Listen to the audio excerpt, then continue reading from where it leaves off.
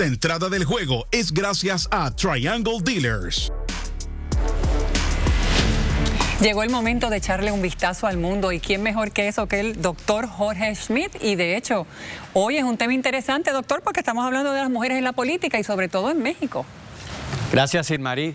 Bueno, el poder femenino está en ascenso y las jefas de Estado están cambiando el mundo. Recientemente, México eligió a una mujer presidenta por primera vez, Claudia Sheinbaum. Pero México no es la excepción, eso está ocurriendo en todo el mundo. Pero veamos algunas jefas de Estado prominentes actuales y del pasado. Angela Merkel, canciller o primera ministra de Alemania, se distinguió por su pragmatismo, por su negociación y sacó a Alemania y a Europa de la crisis financiera y la crisis de migración.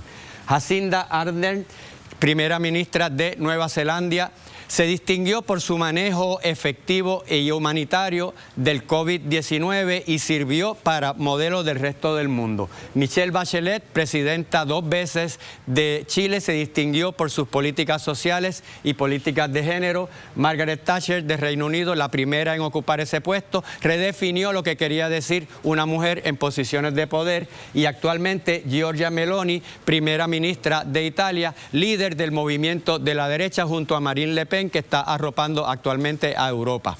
Pero en términos generales, ¿cómo han gobernado? Enfatizan la inclusividad y el consenso versus la competitividad y el conflicto. Manejan la crisis con pragmatismo en lugar de dogmatismo e ideologías preconcebidas. Promueven la cooperación internacional, la diplomacia en lugar de la competencia y la hostilidad. Veamos entonces en Puerto Rico algunas mujeres que han sido prominentes en la política.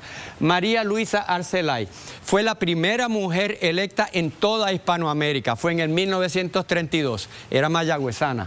Sila María Calderón, la primera mujer gobernadora de Puerto Rico en el año 2000 y hasta ahora la única electa. Jennifer González va a ser la primera candidata del PNP para gobernadora. Y por eso recuerden que aquí en Vistazo al Mundo traemos los eventos que pasan fuera, pero demostramos que tienen que ver mucho con nosotros. Nos gustaría saber sus comentarios en las redes sociales. Seguimos con Sid Marie. Gracias, doctor Smith. Bueno, vamos ahora a hablar sobre un tema que a todos nos importa. ¿Por qué? Porque tiene que ver con los gastos en las agencias de gobierno, porque sale a relucir este informe que nos habla de la cantidad de dinero que gastan las agencias y cuáles son las que más dinero gastan, por lo menos en este periodo de básicamente 23 años. Para hablarnos sobre este tema se encuentra con nosotros el director ejecutivo de OPAL y exdirector de OGP, Luis Cruz. Gracias por estar con nosotros. Buenas noches. Buenas noches. Y el señor Antonio Medina, quien es exmiembro de la Junta de Supervisión Fiscal y exdirector ejecutivo de la Compañía de Fomento Industrial. Buenas noches y bienvenido. Buenas noches. Gracias por invitarnos. Vamos a ver si podemos ver en pantalla las gráficas de lo que básicamente nos presenta el informe de los diferentes gastos que han habido en los pasados 23 años. La UPR, por ejemplo, ha gastado 17.000 millones de dólares. Educación, 49.2 mil millones de dólares. Salud, 7.000 millones de dólares. ASED, 48.8 mil millones. La policía, 18.2 mil millones. Corrección, 8.8 mil millones de dólares. Cuando uno ve estos números, se tiende como que a escandalizar por la cantidad de dinero, pero que no, quizás no lo sentimos ni lo vemos. Claro, sí, bien importante, estamos hablando de 23 años. Esos son números de gasto según los estados financieros auditados del gobierno. O sea, que se aprueba un presupuesto, ese presupuesto en el camino se puede sufrir enmienda y al final del día tienes los resultados actuales, los resultados reales. Estos son los resultados reales. Pero es importante ver estos números también en contexto. O sea, todo número solo no te dice mucho más que lo compares con el presupuesto, contra el año anterior. Importante, y esto es producto de un informe que trabajó OPAL de estos 23 años, tanto de los ingresos y de los gastos y cómo fueron cambiando en ese periodo de tiempo. Importante, si tú miras los primeros 15 años del año fiscal, o sea, del siglo XXI, el déficit, la diferencia entre los recaudos del Estado, el Fondo General, y los gastos fue de casi 26.000 millones.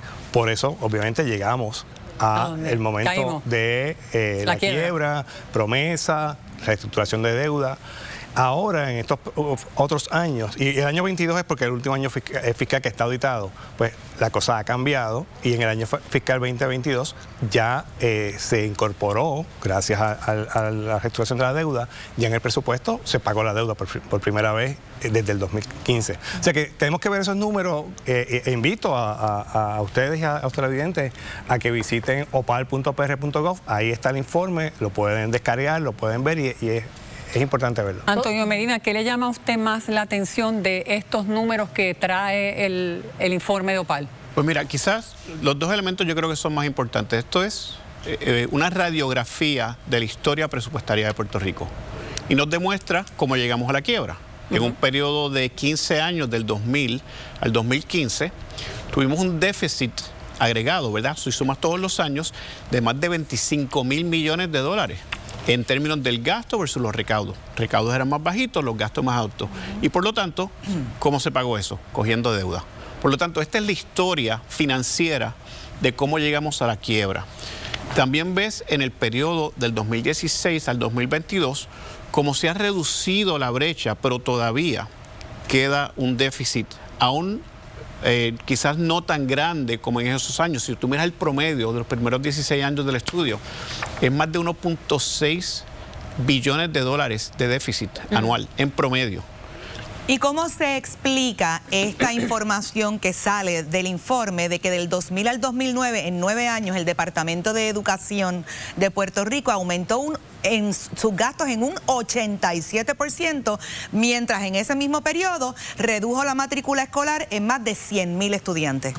Sí, esa es parte de las cosas que estamos presentando en ese informe, que no hace sentido en ese aspecto, ¿no? Porque tienes menos estudiantes y el presupuesto va creciendo. Hay una explicación ya cuando llegas al 2018, como todos saben, los sistemas de retiro, al tener un déficit de más de 50.000 millones de dólares, se cierran los sistemas de retiro y se pasa entonces a esa responsabilidad con los pensionados al Fondo General. Y ahí vas a ver entonces el crecimiento, sobre todo en educación, el crecimiento en el presupuesto de educación, a pesar de que la matrícula sigue disminuyendo. Yo creo que es importante en términos de educación. Sí. El estudio demuestra que el gasto por estudiante hoy, en dólares equivalentes, es similar o un poco más que lo que era alrededor del 2000-2002. Por lo tanto, esto demuestra que el issue en nuestro Departamento de Educación no es un issue de la cantidad de fondos asignados por estudiante, es la cantidad de ese dinero que llega a la educación de los estudiantes. De ejecución. Es un issue administrativo, no es un issue de financiamiento. ¿Qué por ciento llega al estudiante? Bueno, para que tengas idea, en el informe, del 41 al 45% de las asignaciones del Fondo General a Educación se destinan al pago de pensiones. O sea que y hablemos de eso, es importante. De cada dólar. Yo incluido, hubo muchas personas que trabajamos bien fuerte para asegurar que nuestros pensionados mantuvieran sus pensiones. El problema es que eso no es gratis. Cuando nosotros, ¿verdad?, tanto en la Junta como en la Administración, Cámara, Senado, nos pusimos de acuerdo en mantener las pensiones de los pensionados, el estudio que ustedes están viendo demuestra el costo de esa decisión. Pero yo respaldo esa decisión. Yo creo que los pensionados necesitan tener el dinero necesario para poder vivir. Entonces, están mirando diferentes prioridades en términos de cómo tú utilizas los recursos del país para los estudiantes, los pensionados, salud, seguridad. Habiendo estado usted en la Junta de Supervisión Fiscal y conociendo lo que espera la Junta de Supervisión Fiscal sobre el gobierno, esos pasos para que la Junta culmine sus labores en Puerto Rico se están dando, o usted ve todavía la clase política ensimismada en administrar como se administraba en el pasado? Yo creo que todavía hace falta cambio en términos de la forma en que se piensa, sustancial en las legislaciones. La Junta lo que espera es algo relativamente sencillo, lo mismo que tú esperas en tu casa, que la cantidad de dinero que entra sea equivalente a la cantidad de dinero que se usa. ¿Ve larga vida todavía la Junta en Puerto Rico? ¿Va a estar un buen rato? Yo creo, siempre menciono que la Junta, uno de los requerimientos es que Puerto Rico vuelva a los mercados financieros. Yo creo que estamos todavía un poquito lejos de eso. Yo creo que usted acaba de decir algo que de lo que espera la Junta, pero me parece casi como un paréntesis. Los pensionados, la gente que se retiró con una pensión, se retiraron con una promesa de pensión y no deberían estar ahora mismo preocupados por... y no lo deben de estar porque se pasó legislación. Se pasan marchando, se pasan suplicando migajas y que no les corten. La pensión, una cosa es llegar a viejo los derechos adquiridos que tienen, pero cuando se resolvió la quiebra de Puerto Rico, se legisló para mantener las pensiones al 100%. Y yo creo que es la responsabilidad, por ejemplo, y por lo que hacemos este informe, la responsabilidad de OPAL es traer esta información para que se pueda ver y por qué llegamos donde llegamos y dónde estamos ahora.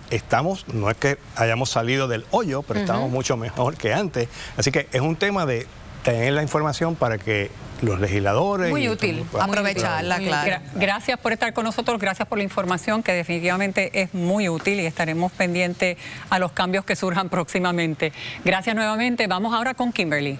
Margarita. Nos pedimos vuelta. En solo minutos tendremos aquí en el estudio un simulacro electoral con estas nuevas máquinas de escrutinio. ¿Cómo funcionará esto? Ya veremos. Y el tesón de una puertorriqueña de 73 años es admirable. ¿De quién hablamos? Usted mire, quédese pendiente allí en su casa, no se mueva. Kimberly.